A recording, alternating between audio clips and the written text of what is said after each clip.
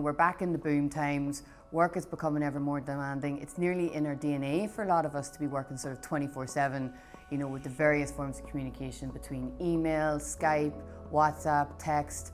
It's not just the old school of we'll send a letter to someone and we'll have a conversation. So with all of these different things, with all the technology, it's setting up so many people to get to that breakdown point.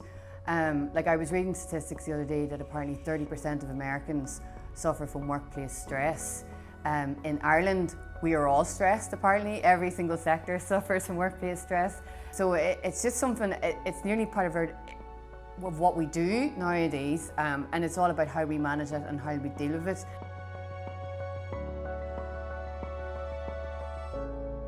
The law around workplace stress is very broad. A starting point is you have the Employment Equality Acts, and it is recognised from case law. There's the Stobart Ireland case that has recognised that depression and workplace stress is a recognised disability, which is one of the 9 protected grounds. There's also then a duty of care in tort to create a safe place and a safe system of work. So comes with that is workplace stress.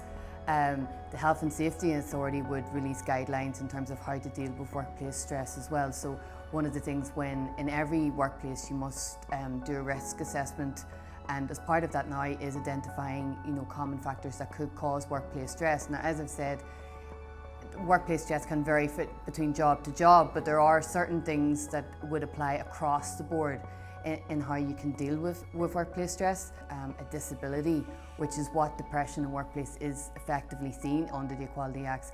An employer does have to provide reasonable accommodation, and the question is, what is reasonable accommodation?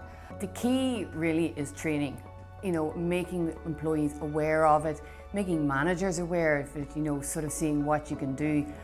Like what I would advise clients are, number one is, particularly with your health and safety obligations, is when you're doing the risk assessment, look to see what are the common stress factors.